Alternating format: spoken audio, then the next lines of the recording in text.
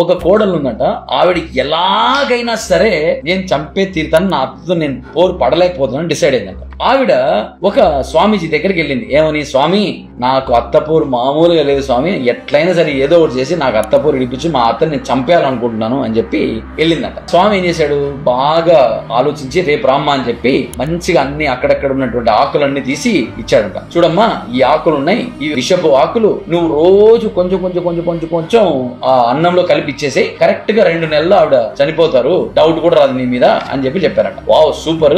ఈవిడ చాలా ఖుషి అయిందంట. ఈయన ఏం చెప్పాడంట, అమ్మా ఎలాగో 2 నెలల్లో చచ్చిపోయే ప్రాణం కదా, నువ్వు ఏం చేస్తావంటే ఈ 2 నెలల పాటు మీ అత్తగారి మీద కోప్పడకుండా మీ అత్తగారిని జాగ్రత్తగా అత్తగారుని పిలుచుకుంటూ ఆవిడకి ఏం కావాలో అది చేసి పెట్టమ్మా అని చెప్పి చెప్పాడంట.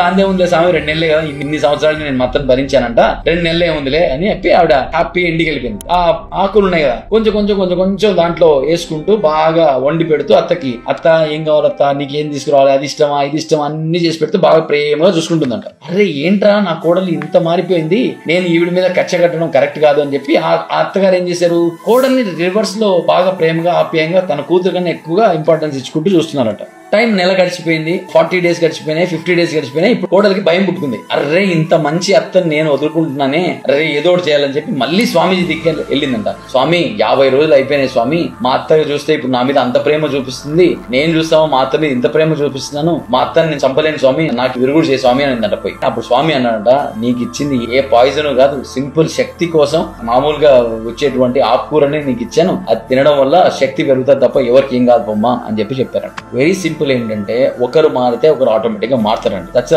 Underlined one. సో మదరా వైఫా అన్నప్పుడు ఫస్ట్ ఇంపార్టెన్స్ వైఫ్ కి ఇవ్వండి, వైఫ్ ని జాగ్రత్తగా చూసుకోండి. ఇన్ టర్న్ వైఫ్ మదర్ ని జాగ్రత్తగా చూసుకుంటారు. వాళ్ళిద్దరు హ్యాపీ అయితే ఆ ఇంట్లో ఉన్నటువంటి ఆ అబ్బాయి హ్యాపీ. సో ఈ ప్రాసెస్ లో ఆ వైఫ్ అండ్ మదర్ ఏం రియలైజ్ కావాలి, నేను ఇబ్బంది పెట్టినా నా కొడుకు ఇబ్బంది పడతాడు, నేను ఇబ్బంది పెడితే మా ఆయన ఇబ్బంది పడతాడని వాళ్ళలో చిన్న రియలైజేషన్ దానికి యాడ్ అయిందంటే లైఫ్ చాలా చాలా హ్యాపీగా ఉంటుందండి.